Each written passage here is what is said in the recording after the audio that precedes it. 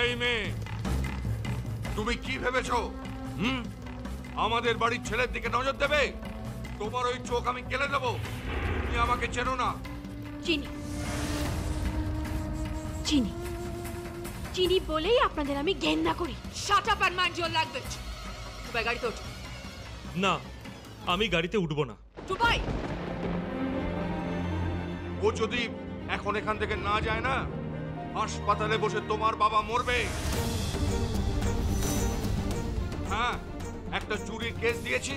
প্রথমে হবে jail custody, তারপর জামিন, তারপর আমি এমন ব্যবস্থা করব যে কোনো কেস হবে না, কোনো আইন আদালত থাকবে না, থাকবে একটা ডেড বডি।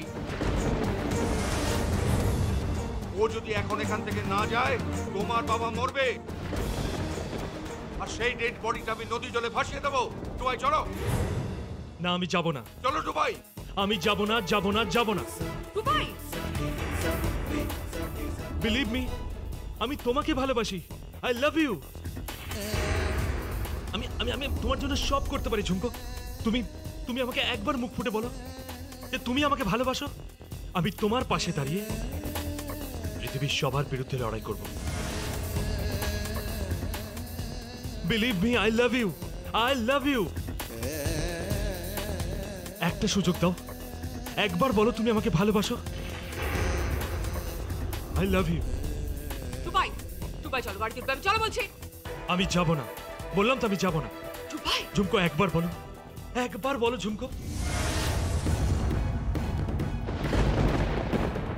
চলে যান,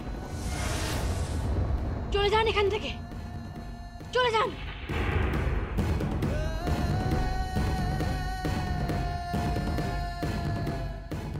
আমাদের বাড়ির ছেলের দিকে যদি আর একবার চোখ তুলে তাকিয়েছ, তাহলে এর পরিণতি কি হবে তুমি বুঝতে পারছো না। বুঝতে পারছো না তুমি? চলো টুবাই। দাঁড়ান।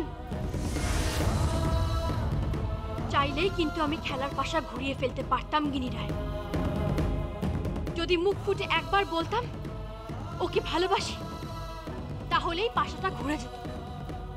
কিন্তু না, রায় পরিবারকে আমি এতটাই ঘেন্না করি যে সেই পরিবারের লোককে ভালোবাসার কথা বলতে ঘেন্না হয় আমার, ঘেন্না হয়। চলে যান এখান থেকে, যান এখান থেকে। কাউকে চাই না আমার, কাউকে না। যান, যান।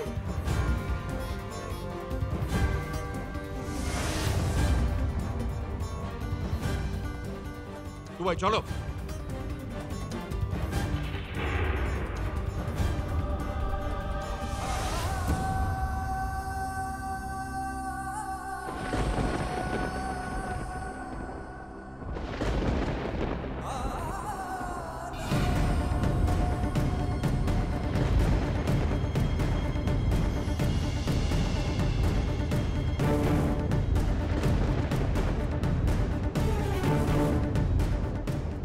শোধ আমি নেব গিনি রায়, এর শোধ আমি নেব।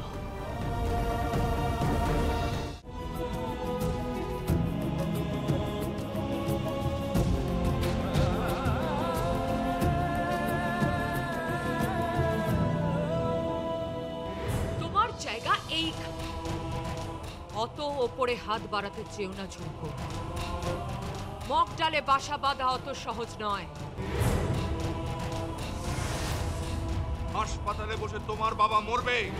একটা চুরির কেস দিয়েছি। প্রথমে হবে জেল কাস্টাডি, তারপর জামিন, তারপর আমি এমন ব্যবস্থা করব যে কোনো কেস হবে না, কোনো আইন আদালত থাকবে না, থাকবে একটা ডেড বডি। তুমি আমাকে একবার মুখ ফুটে বলো যে তুমি আমাকে ভালোবাসো। আমি তোমার পাশে দাঁড়িয়ে পৃথিবীর সবার বিরুদ্ধে লড়াই করব। যেদিনকে উনি সুস্থ হবেন সেদিনকে ওনার বিরুদ্ধে আইনগত ব্যবস্থা নেওয়া হবে, আর এটা কিন্তু আপনি মাথায় রাখবেন।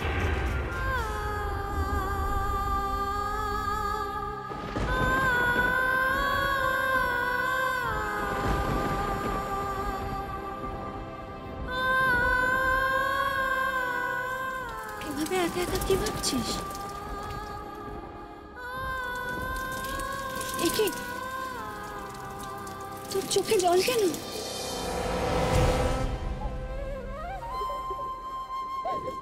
কাঁদিস না ঝুমকো, কাঁদিস না। না রে, কাঁদবো কেন আমি? কাঁদবো কেন? আমার তো চোখের সমস্ত জল শুকিয়ে গেছে রে। ওই লোকগুলো, ওই রায় পরিবারের লোকগুলো সব কেড়ে নিয়েছে আমার থেকে,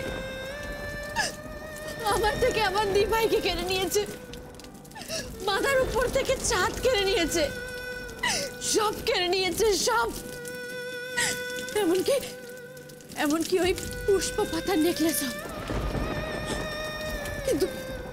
কিন্তু ওই নেকলেস আমি ফিরিয়ে আনবই ফিরিয়ে। ওই নেকলেস অজিত কর্মকারের মেয়ের গলাতেই উঠবে। এ আমি ঈশ্বরের নামে শপথ করে বলছি।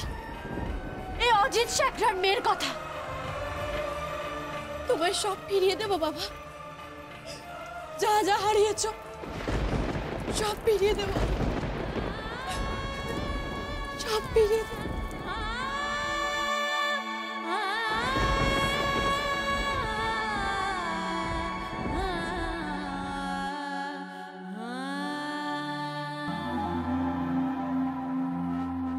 ওই রূপপুর গ্রামের নদীর পাড়ের একটা মেয়ের চোখে আমার চোখ পড়েছে। সেই চোখ আমি ভুলতে পারছি না দাদু। দাদু চুপ করে আছো, ওখানে বলো না। ভালোবাসা কি অন্যায়? ভালোবাসা কি ভুল? দাদু, যেখানে মনের মিল নেই সেখানে আমি ত্রিধাকে কি করে বিয়ে করব? এতে আমরা সবাই অসুখী হব দাদু।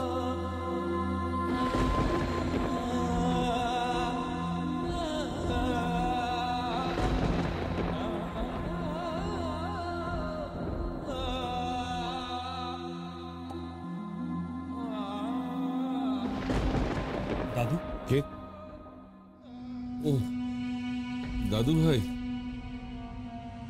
ঘুমোসনি? না দাদু, দাদু তুমি তো এখনো ঘুমাওনি, এখনো জেগে আছো যে? ঘুম আসছে না রে, ঘুম আসছে। কেন দাদু? কর্ম সংকটে পড়েছি। আচ্ছা দাদু ভাই, তুই তো রূপপুরে গিয়েছিলি। হ্যাঁ দাদু। সেখানে ঝুমকোর সঙ্গে তোর দেখা হয়েছে নাকি? হ্যাঁ। ঝুমকোর বাবা কেমন আছে? অজিত মানে বারে বারে ফোন করছি, ফোন তুলছে না। দাদু, উনি হাসপাতালে।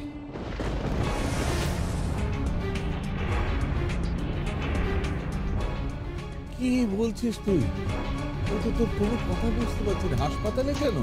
হ্যাঁ দাদু, উনি হাসপাতালে অসুস্থ। আমিও হাসপাতালে গিয়েছিলাম দাদু। ওখানে গিয়ে জানতে পারলাম যে ওনার এনজিওগ্রাম হয়েছে। অবস্থা খুব একটা ভালো নয় দাদু। আমাকে তো কেউ কিছু বলেনি। অবশ্য বলবেই বা কি করে, কেউ তো কিছু জানেই না। সব জানে দাদু।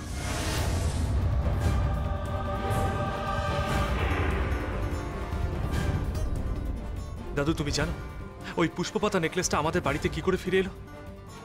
একটা মেয়ের জীবনের বিনিময়ে দাদু। দাদু ভাই? হ্যাঁ দাদু, একটা মেয়ের জীবনের বিনিময়ে, একটা লোকের শারীরিক অবস্থার বিনিময়ে একটা মেয়ের বাড়ির ছাদ পর্যন্ত চলে গেছে দাদু। আমি তোর কোনো কথাই বুঝতে পারছি না। দাদু, দাদু আমি তোমাকে সব বলছি। ঝুমকো আমাকে সব বলেছে দাদু। সেই দিনকে ঝুমকোর দিদির বিয়ে ছিল।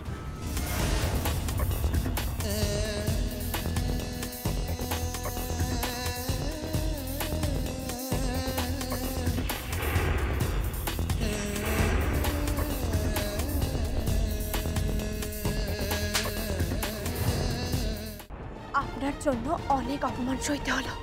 ঝুমকো, ঝুমকো আমার কথাটা। চুপ! আর একটা কথাও না। যার সাথে আপনার বিয়ে ঠিক হয়েছে তাকেই বিয়ে করুন, কিন্তু একটা কথা মাথায় রাখবেন, ওই বিয়ের আসর থেকে একটা জিনিস আমি তুলে নেব।